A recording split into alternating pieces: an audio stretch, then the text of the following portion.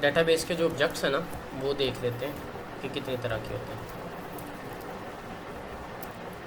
अच्छा, ये इस टेबल में से ना आपको हर ऑब्जेक्ट मिल जाएगा जो जो डेटाबेस में क्रिएट होता है। लाइक कि आपने कोई भी इंफॉर्मेशन डेटाबेस के अंदर अगर आती है ना तो वो इंफॉर्मेशन हमेशा टेबल में ना सेव होती है, हमेशा टेबल में सेव होती है। ठीक है, तो आपको यहाँ पे ऑब्जेक्ट्स मिल जाएंगे जिनसे आपको पता चल जाएगा डेटाबेस में किस किस टाइप के ऑब्जेक्ट होते हैं, और आप उनके ऑब्जेक्ट के टाइप के हिसाब से उन्हें पढ़ सकते हो कि ये आपके पास इन ऑब्जेक्ट्स के टाइप क्या है। लेट्स सपोज कि अगर हम यहाँ से बात करें और मैंने इसे ऑर्डर बाय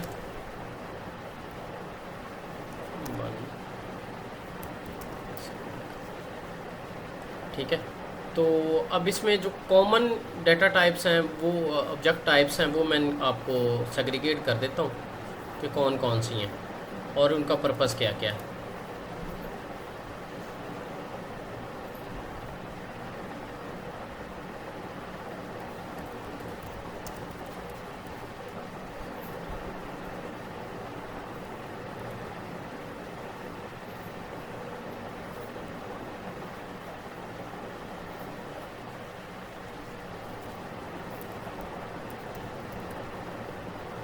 अच्छा, ये वाले कंज्यूमर ग्रुप हो गया, डेस्टिनेशन हो गया, एडिशन, ये इस तरह की कोई भी कभी यूज़ नहीं हुए।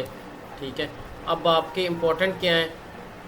Function, index, Java class, Java resource, फिर आपकी job class operator, package body, procedure, program, schedule, schedule group, sequence, synonym, table, type, view, window, XML schema. ठीक है, अच्छा, इसमें आपके पास ये आपका बहुत कॉमन यूज़ है इसका। ठीक है,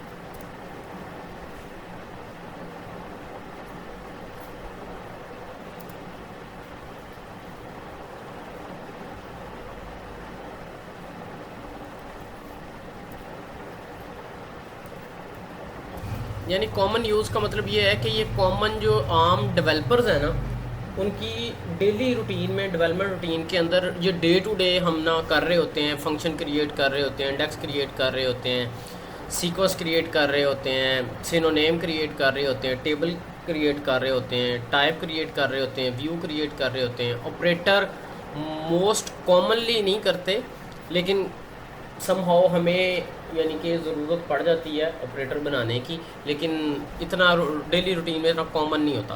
पैकेज, प्रोसीजर और ये बहुत कॉमन होते हैं। ठीक है, इसके बाद कुछ चीज़ें आती हैं डेटाबेस इंटीग्रेशन लेवल की, यानी कि आपने कोई चीज़ ऑटोमेट करनी है, कोई चीज़ स्केजुअल करनी है, कोई प्रोग्राम आपने बनाना है, कोई टास्क आपने बनाने हैं, मल्टी थ्रेडिंग करनी है, तो वो सारी की सारी चीज़ें करने के लिए कुछ हमारे पास चीज़ें अवेलेबल होती हैं। इनको हम एडवांस के अंदर ले जाते हैं। ठीक है, ये थोड़ा सा एडवांस लेवल होता है जिसमें आप लोगों को पता चल रहा होता है कि ये वाले जो ऑब्जेक्ट्स हैं इन पे हम जब काम करते हैं तो ये थोड़ी एडवांस लेवल के होते हैं। तो ये जो शीट है ये भी हम यानी कि इधर विजिबल करवा देंगे, तो आपको साथ साथ इसका ब्रीफली हम बता भी देंगे इनकी एग्जांपल कौन कौन सी हैं। अच्छा, तो अच्छा, अब इसके अंदर जो सबसे पहली चीज़ देखने वाली है वो टेबल क्रिएशन है कि हम ना ओरेकल डेटाबेस के अंदर टेबल क्रिएट कैसे करते हैं। तो टेबल क्रिएट करने का मेथड जो है वो बहुत आसान है। ठीक है, ज़्यादा मुश्किल नहीं है। इसमें आप क्रिएट टेबल सिंटैक्स लिखते हो, और आपने अगर कोई टेबल बनाना है तो मैंने एक table for the purpose of learning हमने बना लिया ओरेकल लर्निंग, और हमने कहा क्लास आईडी, इसकी डाटा टाइप नंबर है। अच्छा, डाटा टाइप्स जो हैं वो हमारे पास यानी कि कितनी तरह की हैं। आपने कोई भी अगर चीज़ यानी कि ढूंढनी है जो आपको नहीं मिल रही, तो आप यहाँ पे जाके अपने पास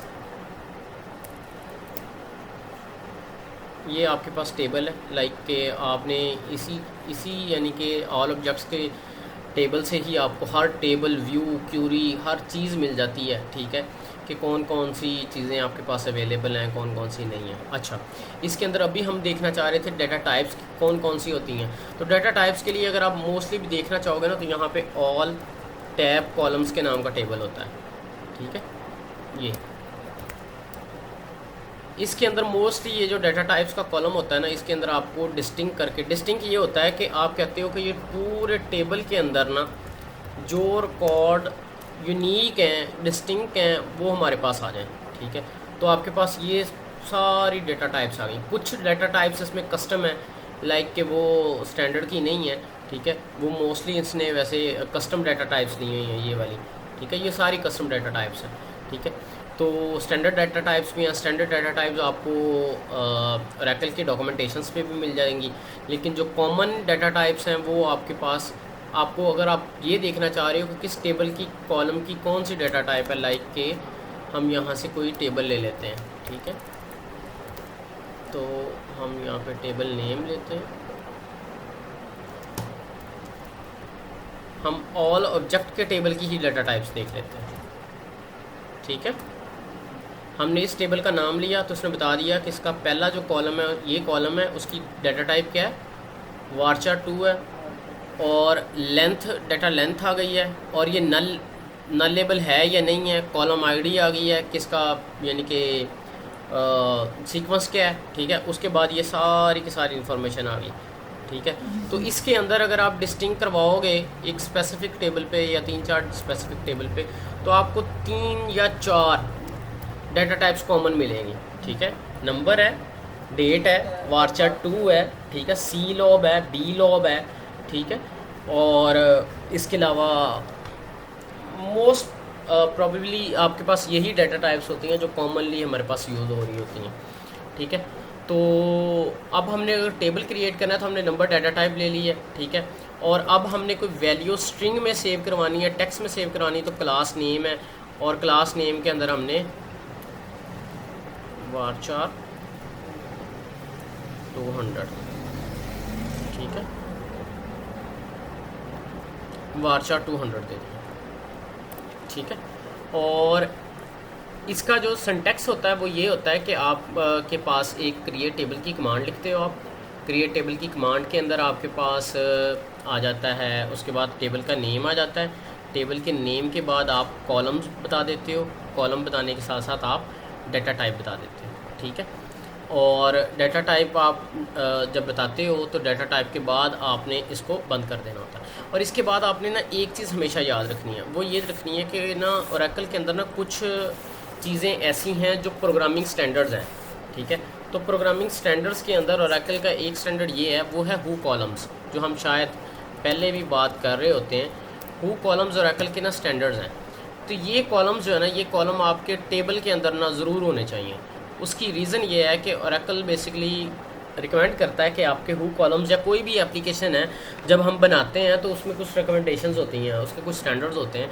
तो आपने सिर्फ और सिर्फ प्रोग्रामिंग पे फोकस नहीं करना, आपने साथ साथ ये भी देखना है कि प्रोग्रामिंग के स्टैंडर्ड्स क्या हैं, हम उनको फॉलो कैसे कर सकते हैं, उनमें से हम उस पर अपनी प्रोग्रामिंग को इम्प्रूव कैसे कर सकते हैं, ठीक है।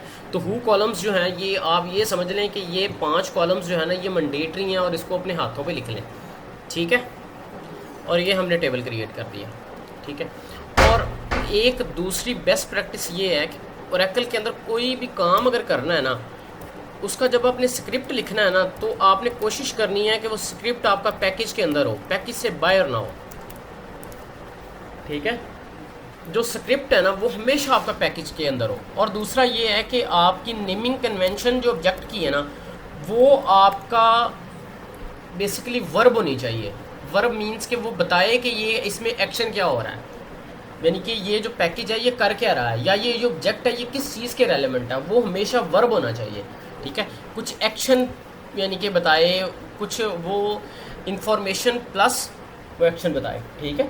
तो आपकी नेमिंग कन्वेंशन इस तरह की होनी चाहिए। लाइक कि मैं अभी एक हमने पैकेज बनाया लर्निंग का, तो जो लर्निंग है ये किस मॉड्यूल की हो सकती है, ये LMS का हो सकता है, तो LMS अंडरस्कोर मैं इसके बाद अब LMS के अंदर अब ये क्लासेस के रेलेवेंट है, ठीक है। अब ये पैकेज क्लासेस के रेलिवेंट है तो मैंने क्लास लिख दिया। अब ये एपीआई है या पैकेज है। एपीआई ये होती है कि आपने कोई ऐसा इंटरफेस बनाया है, कोई ऐसा पैकेज बनाया है जो किसी थर्ड पार्टी टूल के साथ या किसी के साथ उसने इंटीग्रेट करना है। उसने दो डिफरेंट मॉड्यूल्स को जोड़ना है, दो डिफरेंट चीज़ों को जोड़ना है, तो हम ना उसको एपीआई कह देते हैं, ठीक है। लेकिन अब एपीआई में और पीकेजी में कोई फ़र्क नहीं होता, दोनों होते पैकेज ही हैं, दोनों होते इंटरफेसेस ही हैं, ठीक है। लेकिन सिर्फ और सिर्फ नेमिंग कन्वेंशन से हम उसको डिफरेंशिएट कर लेते हैं कि ये मेरी एपीआई है, ये मेरा पैकेज है। लाइक कि मैं अगर इसका पैकेज बनाना चाहूँ तो ये मैं underscore LMS class underscore PKJ। अच्छा, अब इसके अंदर ना एक्शन मिसिंग है, ठीक है। अब एक्शन इसमें क्या होना चाहिए था कि अब मैं क्लास के रेलिवेंट मैंने एक एपीआई बनाई, या तो ये है कि मैं इसका एक कलेक्टिव सा नाम मैंने दे दिया कि जो भी मेरे डेटाबेस के अंदर काम होगा, क्लास के रेलिवेंट काम होगा, वो मैं इस पैकेज के अंदर बनाऊंगा, ठीक है। और अगर मैं ये नहीं लिख सका तो मैं यहाँ पर इसके साथ इसका कोई एडवर्ब लगा दूंगा, ठीक है। या लाइक मैं ये कह सकता हूँ एक्शंस, ठीक है। तो ये क्या है, ये मेरा एक हो गया एक्शंस का हो गया पैकेज, ठीक है। ये तो आ गया कि मैंने जी क्लास के रेलिवेंट कोई भी एक्शन परफॉर्म करवाने हैं तो मैं इस पैकेज में करवाऊंगा, ठीक है। लेकिन अगर मैं एक्शन के अलावा, अच्छा अगर मैं इसका कलेक्टिव रखता, कलेक्टिव सब्जेक्ट नेम रखता, तो कलेक्टिव सब्जेक्ट नेम रखता तो मैं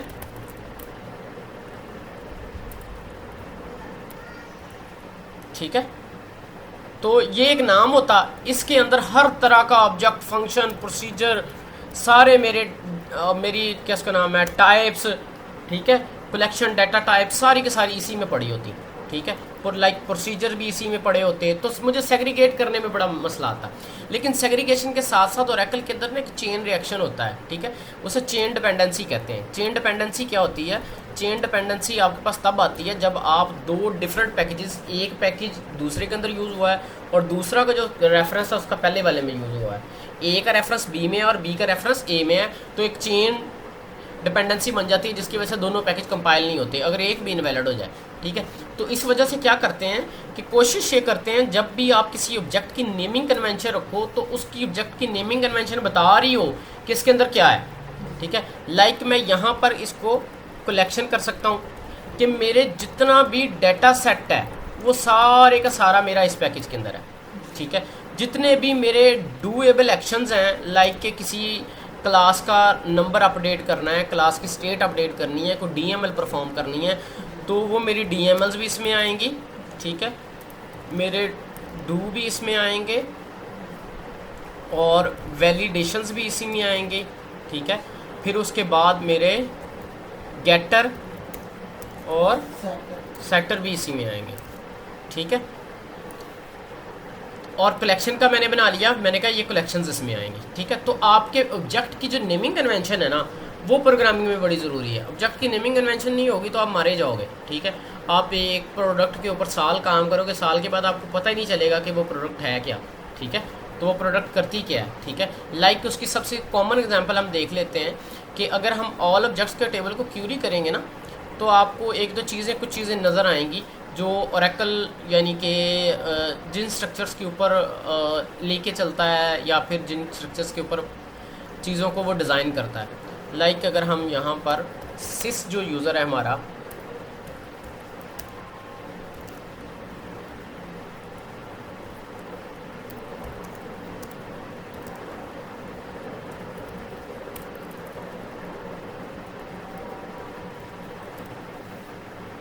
ठीक है, तो अब ओरेकल के अंदर ना अब ये देखिए DBMS है, DBMS स्टैंडर्ड के जितने भी रेलेवेंट काम है। अब बेसिकली DBMS जो है डाटा बेस मैनेजमेंट सिस्टम, अब डाटा बेस मैनेजमेंट सिस्टम के जो स्टैंडर्ड हैं वो इस पैकेज में पड़े हैं। आपके UTL के रेलेवेंट जितना भी है उसका रॉ डाटा यहाँ पे पड़ा है, आइडेंटिफायर यहाँ पे पड़े हुए हैं, ठीक है। DBMS है तो DBMS का लॉग की इन्फॉर्मेशन यहाँ पड़ी है, SQL की इन्फॉर्मेशन यहाँ पड़ी है, आउटपुट की इन्फॉर्मेशन यहाँ पड़ी है, सेशंस की इन्फॉर्मेशन यहाँ पड़ी है, लॉग्स की इन्फॉर्मेशन यहाँ पड़ी। तो उसने क्या किया है कि उसने सारी के सारे ऑब्जेक्ट्स की सेग्रीगेशन ऐसे रखी है कि आपको उसकी सेग्रीगेशन से ही पता चल जाता है कि इसमें आपके पास क्या वर्क होगा इसके अंदर। और दूसरा काम यह है कि इसने पैकेज बनाया है, और पैकेज के अंदर इसने आपके पास क्या लेके है, उसकी पूरी प्रॉपर डिस्क्रिप्शन मेंशन की है कि ये पैकेज ये करता है, इसकी लिमिटेशन क्या है, इसके सिक्योरिटी रूल क्या है, कब ये क्रिएट किया है, हमने क्रिएट करते हुए पूरे कंप्लीट कमेंट्स किए हैं, फिर उसके कांस्टेंट बनाए हैं, कांस्टेंट की अब इनकी नेमिंग कन्वेंशन आपने वेरिएबल्स की देखी है, NL अंडरस्कोर के साथ दी है, SS के साथ दिया है, XX के साथ दिया है। तो ये इन नेमिंग कन्वेंशन के बिहाइंड भी एक स्टोरी है कि ये इसने NL क्यों दिया है, ठीक है, SS क्यों दिया है, ठीक है।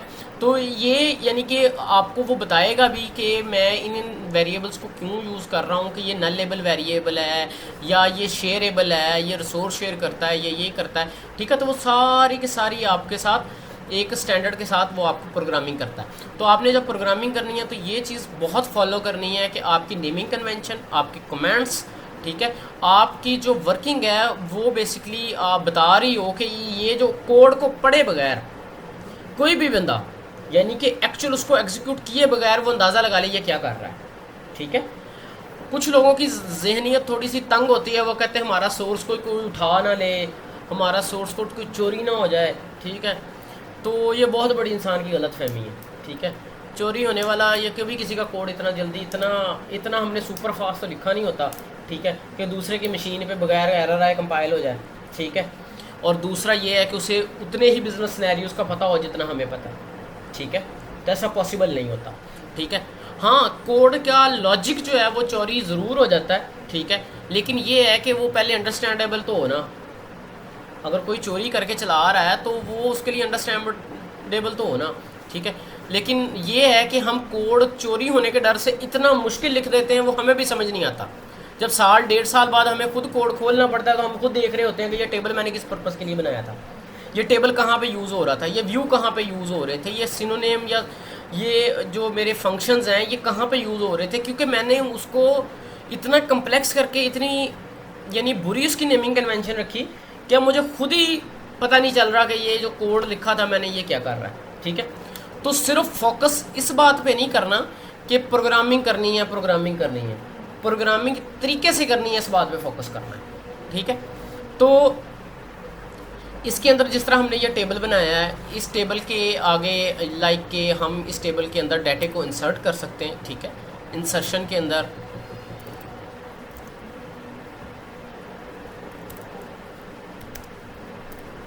ठीक है, अब मैंने इस टेबल को क्यूरी किया, अब इसके अंदर मैंने कोई भी एक नया रिकॉर्ड इंसर्ट करना है, ठीक है। अब इसके दो मेथड हैं। सबसे पहला मेथड ये है कि मैं यहाँ पर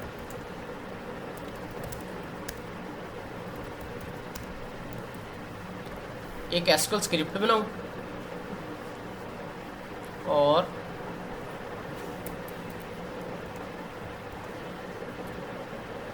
आईडी मैंने 1 दे दी,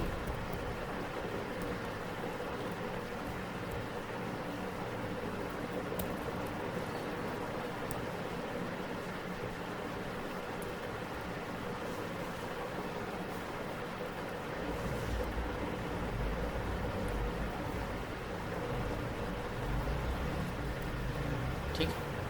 तो हमने ये रिकॉर्ड इंसर्ट कर दिया। अच्छा, अब ये रिकॉर्ड इंसर्ट तो हो गया है टेबल में, लेकिन अभी क्या हुआ है कि मैंने इसको ना कमिट नहीं किया। कमिट का बटन भी अवेलेबल होता है, लेकिन क्योंकि हमारे पास आईडी डिफरेंट होती हैं और डिफरेंट प्लेटफॉर्म में हम प्रोग्रामिंग को लिख रहे होते हैं, तो मोस्टली कोशिश कीजिएगा कि कमिट को आप लिख कर एग्जीक्यूट करें, ठीक है, ताकि आपको पता हो कि मैंने कमिट एग्जीक्यूट किया है और अब ये जो रो है ना ये परमानेंटली सेव हो गई है। अब इसकी अगर मैं आपको एग्जांपल दूं, मैंने ये रो इंसर्ट की तो अभी इस सेशन के अंदर मेरे पास रोज़ 2 आ रही हैं, लेकिन अगर मैं यहाँ पर एक नया सेशन लगाऊं डेटाबेस के साथ, एक ही टोड के अंदर मैंने 2 सेशन लगा लिए तो इसके अंदर एक रिकॉर्ड आ रहा है, लेकिन अगर मैं प्रीवियस सेशन में जाऊँ तो क्या हो रहा है, 2 रिकॉर्ड आ रहे हैं। तो अभी क्या हुआ है कि आपका एक रिकॉर्ड जो है वो कहाँ पे सेव है इस टाइम, ठीक है। तो होता क्या है ओरेकल के अंदर होता ये है कि आपका डाटा जब तक आप कमिट नहीं करते, तो टेम्परेरी मेमोरी के अंदर सेव रहता है, ठीक है। जब आप उसे कमिट कर देते हो तो वो परमानेंट मेमोरी में चला जाता है, ठीक है। और अब आपको ये कैसे पता चलेगा कि परमानेंट मेमोरी क्या होती है, टेम्परेरी मेमोरी क्या होती है, उसके लिए ना आपको थोड़ा सा टेबल स्पेसिस को अंडरस्टैंड करना पड़ेगा, ठीक है। क्योंकि अभी मेरे ख्याल तक मैं सिस यूज़र से कनेक्टेड नहीं हूँ, इस वजह से मुझे दिखा नहीं रहा।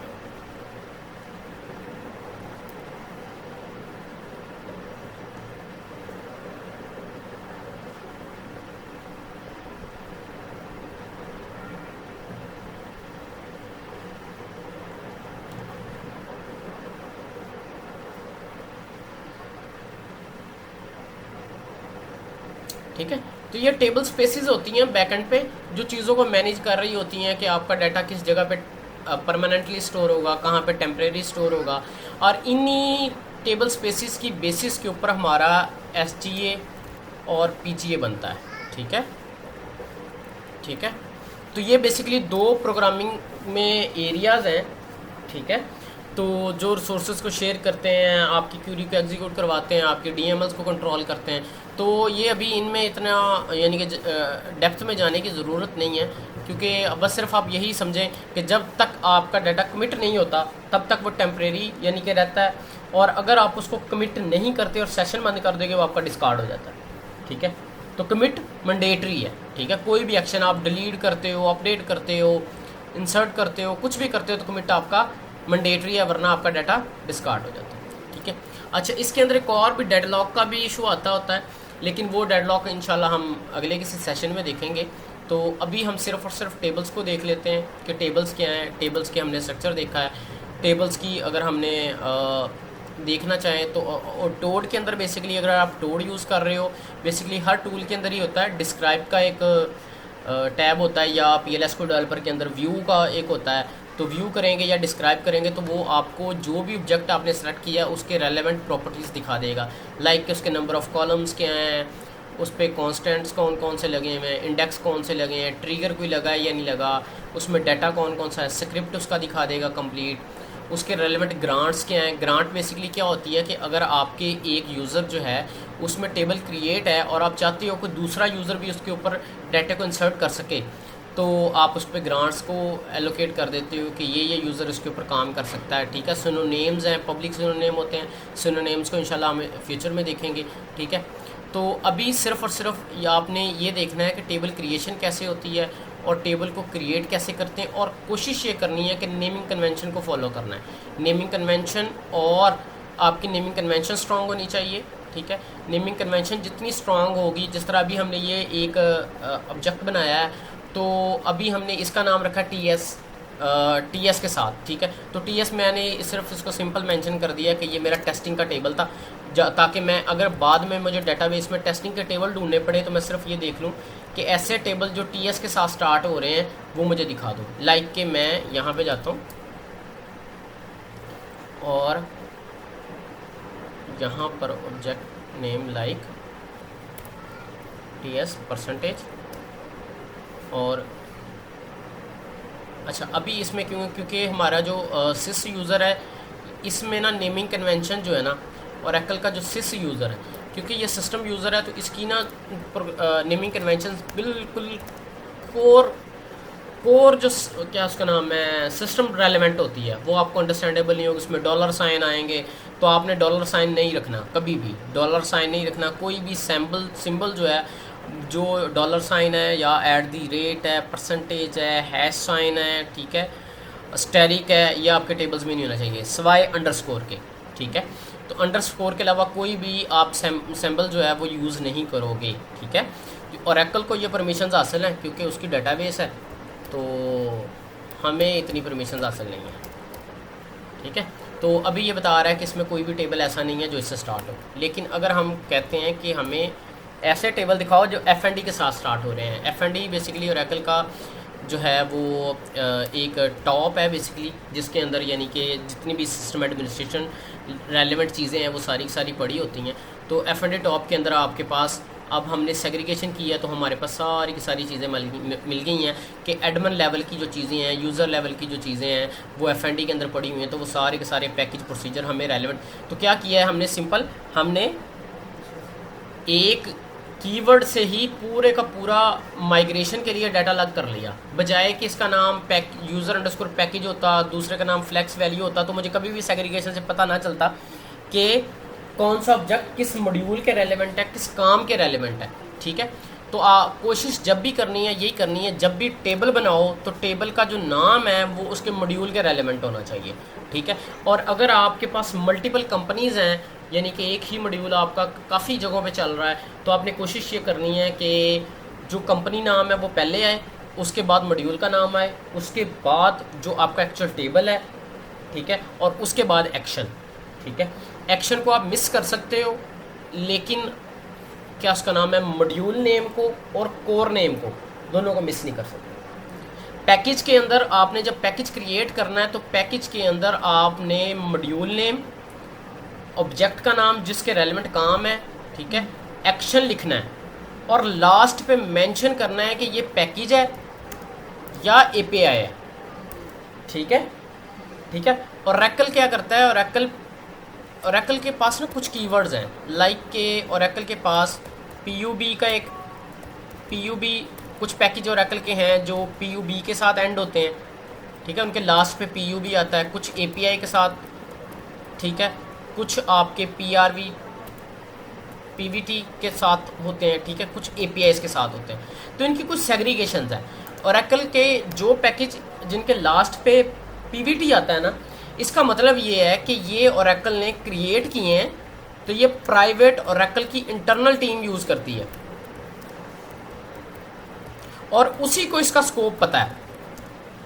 ठीक है, स्कोप ऑफ वर्क उन्हीं को पता है कि ये पैकेज आपने चलाना है तो उसके प्रो क्या हैं, कॉन्स क्या हैं। ठीक है, ये फ़ायदे नुकसान उन्हीं को पता है। ठीक है, आप अगर कुछ भी पंगा लोगे तो ये पैकेज एग्जीक्यूट करते हुए रिस्क है। ठीक है, अच्छा, इसके अलावा कुछ ऐसे पैकेज हैं जो एपीआईज हैं। अगर कोई चीज़ एपीआई है तो इसका मतलब ये है कि वो ऑफिशियल डॉक्यूमेंट्स में मेंशन है और इंटीग्रेशन उसके अंदर इन्वॉल्व है। ठीक है, कि एक मॉड्यूल की इंटीग्रेशन दूसरे मॉड्यूल के साथ, like uploading, downloading, data uploading, creation, ठीक है, डिलीट, इस तरह के ऑपरेशंस उसके अंदर यूज़ हो रहे होंगे, लाइक इंटीग्रेशन टाइप वो होगा। ठीक है, मतलब उसका ऑफिशियल डॉक्यूमेंट भी अवेलेबल होगा। ठीक है, और ये पब्लिक होगा। ठीक है, अच्छा, इसके बाद एक एपीआई आती है जो आपकी ऑफिशियल डॉक्यूमेंट्स में मेंशन हो सकती है, पब्लिक भी हो सकती है, लेकिन माइट भी पॉसिबल है उसमें इंटीग्रेशन ना हो। ठीक है, और ये भी हो सकता है कि वो ऑफिशियल डॉक्यूमेंट्स में भी मेंशन ना हो, सिर्फ एक पब्लिक है, आपने उसको एक्सप्लोर करना है ऑन योर बिहाफ। अब आपको अगर कोई एरर आ जाता है तो वो फिर आप पे है, और अगर आप उसको सक्सेसफुली एग्जीक्यूट कर सकते हो तो आप उस एपीआई से जितना मर्जी फ़ायदा ले लो। ठीक है, इसके बाद आ जाता है पैकेज।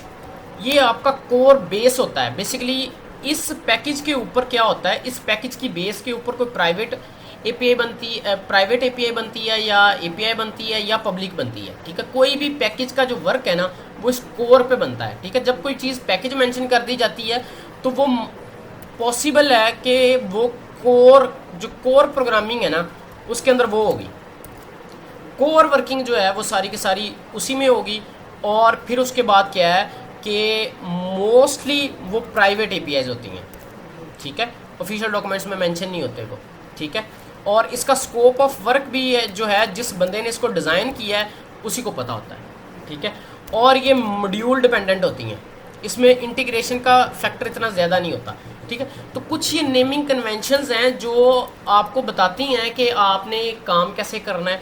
ठीक है, तो अगर हम टेबल की नेमिंग कन्वेंशन की बात करें तो हम बेसिकली अगर कोई भी एक स्कूल मैनेजमेंट सिस्टम बनाते हैं या लर्निंग मैनेजमेंट सिस्टम बनाते हैं तो LMS अंडरस्कोर, ठीक है, और इसके बाद अगर हम एक टेबल बनाना चाह रहे हैं जिसमें हम स्टूडेंट्स का डाटा सेव करें, ठीक है, तो हम क्या कर सकते हैं, स्टूडेंट्स। ठीक है, this is a very collective name. ठीक है, LMS अंडरस्कोर डिपार्टमेंट। ठीक है, अच्छा, अब हमने डिपार्टमेंट को असाइन करने हैं स्टूडेंट्स, ठीक है, या आप ये समझ लें स्टूडेंट को डिपार्टमेंट असाइन करना है, ठीक है। तो स्टूडेंट्स असाइनमेंट्स, ठीक है। तो अब ये क्या हुआ है कि अब टेबल देख के हमें लग रहा है, बजाय कि मैं इस टेबल को एग्जीक्यूट करूं, मुझे आइडिया हो गया कि टेबल कौन सा है और असाइनमेंट वाला टेबल कौन सा है, यानी कि मास्टर टेबल्स कौन से हैं और ट्रांजैक्शनल टेबल्स कौन से हैं। तो आपकी नेमिंग कन्वेंशन ऐसी होनी चाहिए जो रेलेवेंट होनी चाहिए और वो वर्ब हो, मस्ट बी वर्ब, ठीक है। वो कोई एक्शन आपको बताए कि ये जो टेबल है या फिर ये जो पैकेज प्रोसीजर है ये कौन सा एक्शन परफॉर्म करेगा इन फ्यूचर, ठीक है। तो आपने सबसे पहले क्या उसका नाम है, टेबल क्रिएट करना है। टेबल क्रिएट करने के बाद उसकी डिस्क्रिप्शन लिखनी है, आपने किस काम के लिए यूज़ किया है, उसको आपने कमेंट्स कर देना है, ठीक है। फिर मैं आपको देख के बताऊंगा कि ये आपका टेबल बिल्कुल ठीक क्रिएट हुआ है या नहीं, ठीक है। और कोई भी क्यूरी हो टेबल क्रिएट करते हुए तो आपने फिर उसको पूछ लेना, या नेमिंग कन्वेंशन का रेलेवेंट।